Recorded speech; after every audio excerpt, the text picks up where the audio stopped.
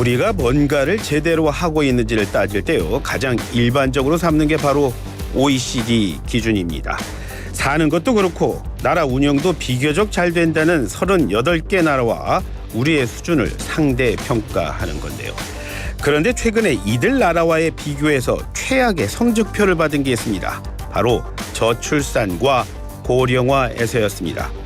심지어 외국의 언론은 우리의 지금 상황을 14세기의 흑사병이 유럽에 몰고 온 인구 감소를 능가하는 수준이라고까지 표현하고 있습니다. 너무 불안합니다. 자, 이런 상황을 지금 우리는 어떻게 대응하고 있을까요? 또 앞으로는 어떻게 대비해야 할까요? 저출산 고령사회위원회 김영미 부위원장이 지금 전화로 연결되어 있습니다. 부위원장님 반갑습니다. 예, 안녕하세요. 예, 부위원장님 먼저요. 저부터가 이 가만히 있지 정확히 잘 모르는 게 있습니다. 바로 저출산 고령사회위원회인데요. 청취자 여러분께 이 저출산 고령사회위원회가 무슨 일을 하고 있는 곳인지 간단하게 소개해 주시죠. 예, 저희 저출산고령사회위원회는 위원장이 대통령이신 대통령 직속위원회고요.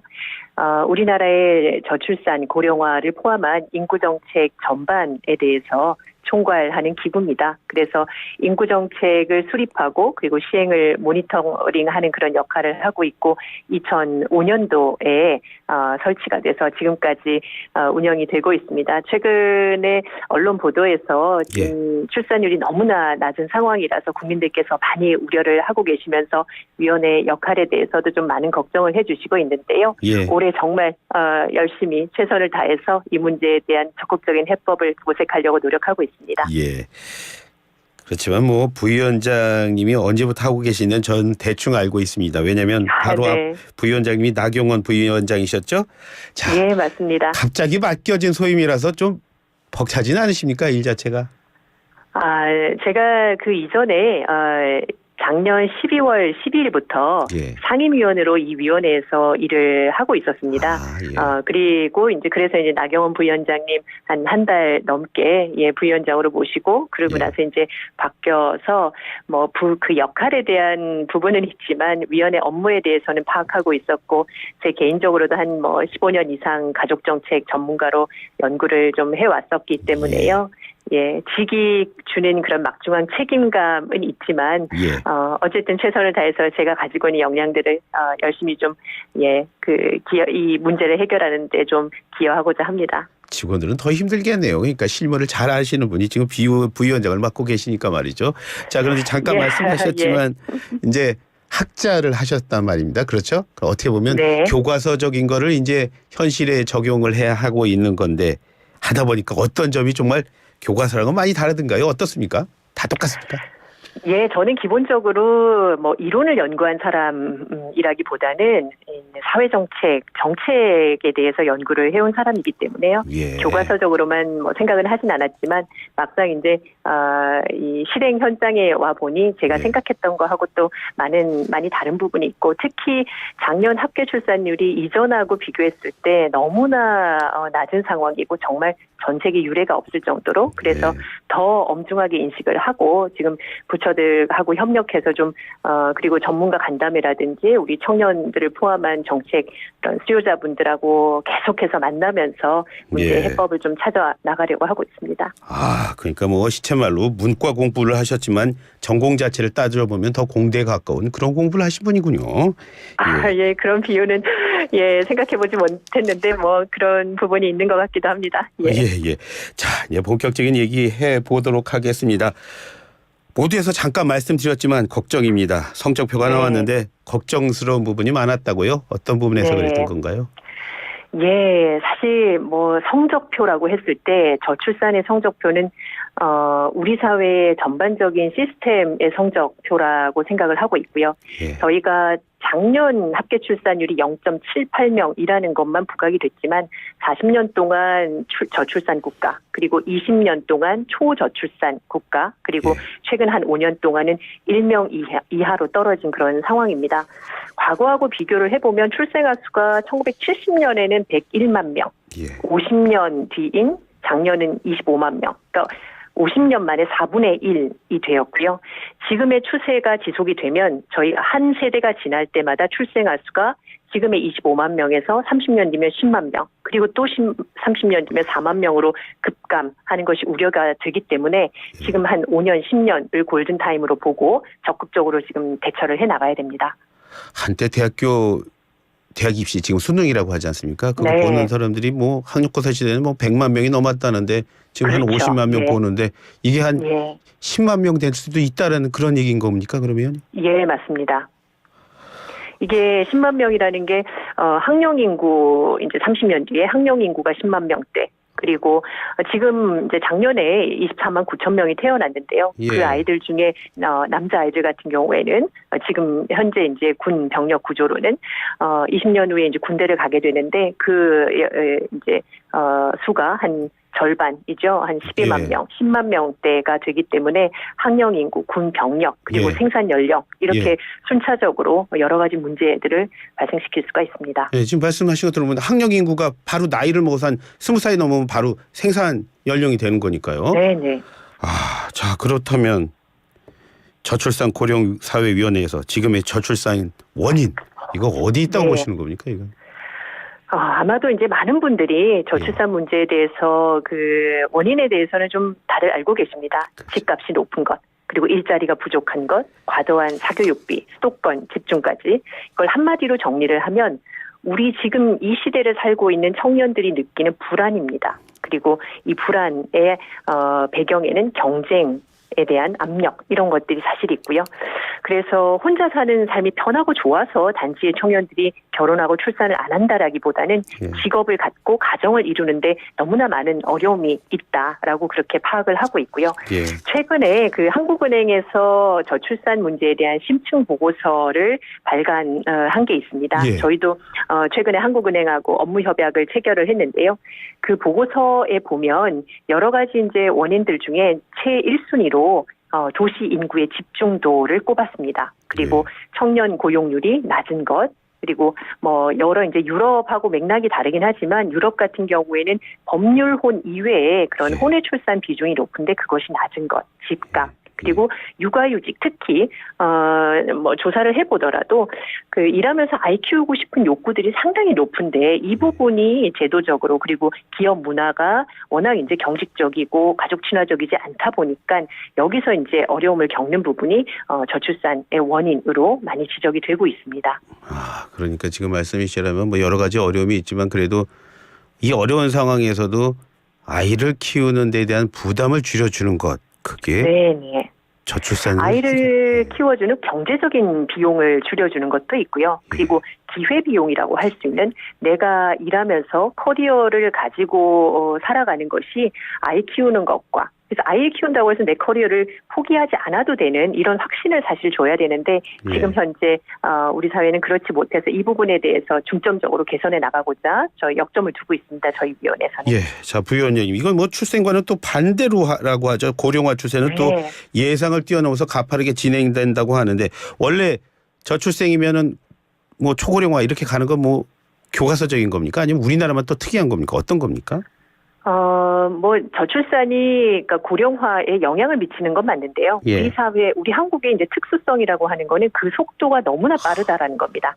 다른 국가들은 출산율이 그래도 뭐 선진국들 같은 경우에 1.56명이 꾸준히 이제 유지가 되고 그렇지만 기대 수명이 늘어나면서 고령화가 서서히 이제 진행이 되는데 우리는 출산율이 떨어지는 것도 굉장히 급격하게 떨어지고 그러다 보니 과거 베이비붐 세대에 100만 명 이상씩 태어나던 이제 이분들이 노인이 되면 이분 부양해야 될 분들은 많아지지만 이제 이 그 젊은 세대는 적어지는 그래서 고령화의 속도와 그리고 그 깊이 가 굉장히 심각한 상황이라는 게 한국의 특수성이라고 할 수가 있습니다. 고령화 비중 어느 정도까지 늘어난다고 지금 예상하고 있습니까? 지금 당장 이제 내년에는 노인 65세 이상이 1,000만 명을 넘어섭니다.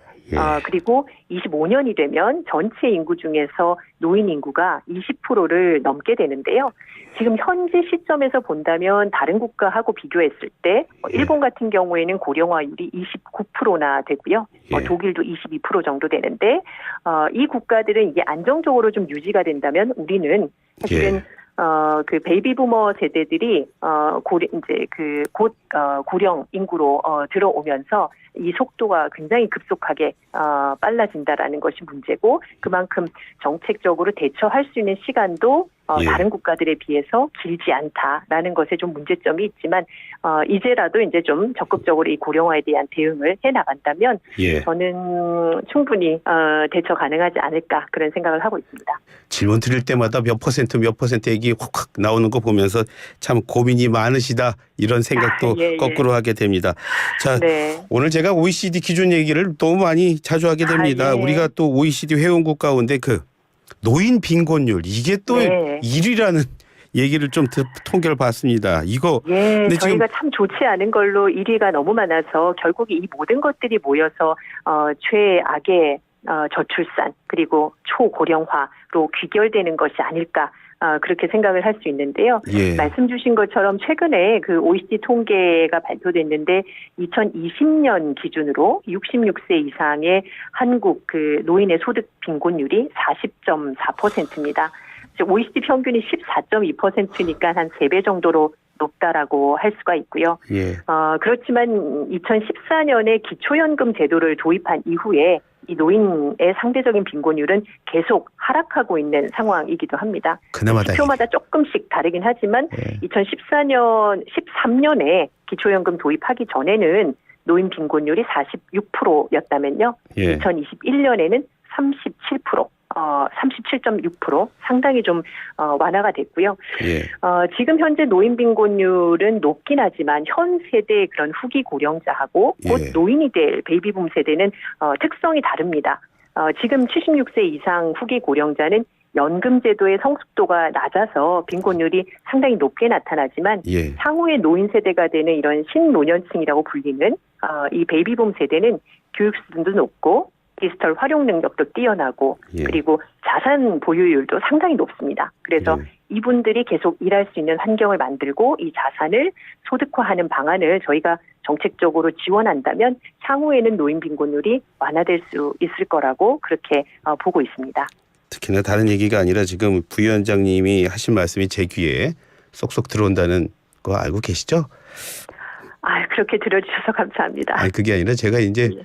곧 노인 그러시군요. 인축을 네. 들어갈 수도 예. 있다라는 어떤 위기감에 네네. 사로잡혀서 그렇습니다. 자, 예. 그렇다면 부위원장님, 이 노인 빈곤 이 문제, 이거는 어떤 시각에서 우리 접근해야 할까요? 예, 방금 전에 말씀드린 것처럼 사실 노인이라고 했을 때 65세 이상 동일한 집단이라고 볼 수가 없습니다. 그리고 특히 베이비붐 세대 신노년층 같은 경우에는 정말 성격이 다른 집단인데요. 예. 일단 요걸 구분해서 본다면 지금 현재 그 높은 노인 빈곤율에 대해서는 기초연금 제도를 좀 지급액을 인상한다든지 그리고 예. 공공형 노인 일자리들을 적극적으로 활용해서 대응을 하고자 하고요. 향후에 이제 앵커님을 포함해서 곧 이제 신노년층이라고 할 수 있는 이분들이 예. 이제 한 697만 명 정도가 곧 60대 노년층으로 이제 진입을 하게 되는데요. 예. 이분들은 일하기를 굉장히 많이 희망을 하고 있습니다. 그래서 고령자 고용 촉진, 노인 일자리 고도화, 그리고 예. 계속해서 이제 일을 할 수 있는 계속 고용 시스템 이런 예. 것들을 안착할 수 있도록 저희가 제도적으로 지금 대안을 지금 마련을 하고 있는 상황입니다. 예. 일을 하고 싶다기보다는 아직 애들이 어려가지고요. 자, 그러신가요? 예. 사실 이 저출생의 문제가요. 근본적인 얘기 좀 해보겠습니다. 저출생의 예. 문제가 이게 어제 오늘 일은 아니잖아요. 그런데 예. 그래서 진짜 계속 정부에서 계속 오랫동안 많은 돈 쏟아붓는데 그렇다고 해도 이 눈에 띄는 뚜렷한 성과 있다고 하기에도 사실 어려운 게 사실입니다. 자, 왜 이런 겁니까? 진짜 이거 어떻게 가야죠? 저출산 예산이라는 항목으로 편성되기 시작한 게 저희 위원회가 2005년에 생긴 이후에 2006년부터인데요. 예. 그때부터 쭉 이제 편성이 됐는데 저희가 이제 지금 한 17년 정도 예산들을 쭉 제가 이제 그 위원회에서 분석을 해보니까 예. 이 저출산 예산의 허수가 상당히 많았습니다. 관련성이나 효과성이 낮은 과제까지 포함되어 있었고요. 예. 그리고 정작 이 저출산 문제 해결과 직결이 되는 아동, 가족을 지원하는 양육과 돌봄을 지원하는 직접적인 예산은 OECD 평균 아까 얘기를 하셨는데 예. OECD 평균이 2.3% GDP 대비 2.3%를 이런 그 양육과 돌봄 등등 이런 쪽에 지출을 하는데 우리나라는 그것보다 한 0.8%가 낮은 1.56%밖에 안 됩니다. 예. 그리고 출산율이 높은 프랑스 같은 경우에는 3.4%. 우리의 2배 정도죠. 예. 그래서 많이 썼다라고는 하지만 꼭 필요한 곳에 쓰지 않았고 예. 사실 이런 비용의 문제도 있지만 예. 육아휴직을 원활하게 쓸 수 있도록 기업에서 예. 환경적으로 바꾸는 것 그리고 주거 그리고 교육 이런 것들 굵직한 구조개혁들이 이루어졌어야 됨에도 불구하고 예. 이런 것들이 이루어지지 않아서 정책은 그래도 나름 확대가 되고 돈은 썼지만 그만큼의 효과가 나타나지 못했다라고 저희는 그렇게 보고 있습니다.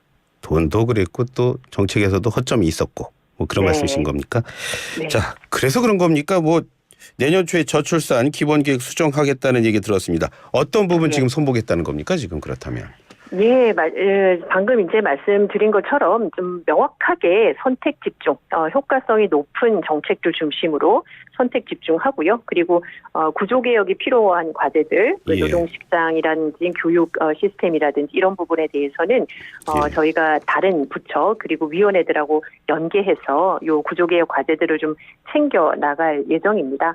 예. 뭐 여러 가지가 있지만 뭐 사실 뭐 백화점식으로 이때까지는 쭉 사업들, 부처 사업들을 나열을 했는데요. 예. 이 중에서 정말 체감도 높은 그리고 꼭 필요한 것이 뭐냐라고 했을 때 일과 육아를 병행할 수 있는 지원 제도들입니다. 여기에 저희는 역점을 두고 정책적으로 좀 추진을 해나가고 무엇보다 기업들이 이걸 예. 노동자들이 쓸 수 있도록 해야 되기 때문에 그런 환경을 만들기 위해서 기업들과 적극적으로 좀 협력해 나가는 그런 활동들을 할 예정입니다. 예. 그리고 이 선택 집중한 그 결과를 저희가 뭐 지금 오후 2시부터 재구조화 계획 연구들이 이제 진행이 돼서 그 연구 결과가 발표가 되는데요. 아, 그렇군요. 이걸 예. 위원회 차원에서 좀 검토하고 전문가 회의도 하고 부처 협의도 해서 예. 내년 초에는 선택 집중한 이 재구조화 계획 이 방안을 발표를 할 예정입니다. 그럴 때는 예. 그동안 검토하지 못했던 신규 대책까지도 예. 포함해서 발표를 할 계획입니다. 아, 오늘 2시에 발표한다고요? 2시에 이건 연구진이 그동안 연구한 결과를 발표를 하는 거예요. 정부 입장은 아니고요. 예. 그걸 검토해서 내년 초에 발표할 예정입니다. 말씀하지 마십시오. 또 엠버고 깼다고 좀 이상해질 수도 있으니까. 자, 예. 예. 자, 그렇다면 근데 잠깐 말씀하셨지만 그 기업들 말씀하셨는데 대기업들은 좀 그래도 좀 여유가 있으니까 그런데 사실 중소기업들 같은 경우에는 좀 하고 싶어도 또 여유가 없어서 못하고 뭐 이런 말씀들도 많이 하시는 것 같은데 그런 부분들은 어떻게 좀. 맞습니다. 예, 뭐 대기업도 사실은 뭐 다 그 육아휴직을 원활하게 쓰는 건 아니기 때문에 그렇지만 중소기업이 더 어려움을 겪고 있고 최근에 작년도 육아휴직자 그 통계가 발표가 됐는데요. 예. 저희 그 육아휴직을 사용한 분들이 20만 명. 예. 그 중에 남성이 5만 명, 여성이 15만 명. 예, 사실 굉장히 확대가 많이 된 겁니다. 그런데 이 중에 60%에서 70%가 대기업 일하시는 분들이어가지고요. 예. 다른 이제 중소기업 같은 경우에는 중소기업 산업별 그리고 지역별 그 특성에 맞춰서 예. 대체 인력을 좀 원활하게 구할 수 있는 방안이라든지 예. 그리고 이 중소기업에 다니시는 분들은 예. 지금 현재 육아휴직 제도가 소득 그 상한 때문에 예. 실질적인 급여 수준이 너무 낮습니다. 그래서 이 급여 수준을 지금 최저임금 수준도 안 되거든요. 예. 그래서 최저임금 수준 이상까지는 좀 높이자 이것도 지금 추진을 하고 있고 예. 여러 방식으로 지금 중소기업들의 어려움, 애로사항에 대해서 청취하고 그걸 반영하려고 지금 하고 있고요. 예. 그 대책들 역시도 내년 초에 발표를 할 예정입니다. 예. 사실 그 부위원장님이 우리 방송과는 매우 친숙하신 분입니다. 왜 그런지 모르시죠? 예, 말씀해 주시겠습니까? 모르실 거예요. 왜냐면요. 예. 저희 방송 중간에 네. 저출산의 심각함을 알리는 위원장님의 목소리가 부위원장님 목소리가 항상 나오고 있습니다. 그렇기 때문에 저는 이분이 예. 어떤 분인지 더 궁금했습니다. 궁금하셨던 예. 궁금한 분 만나서 정말 네. 소중한 시간이었습니다. 오늘 말씀 고맙습니다. 예, 감사합니다. 네, 지금까지 저출산 고령사회위원회 김영미 부위원장과 함께했습니다.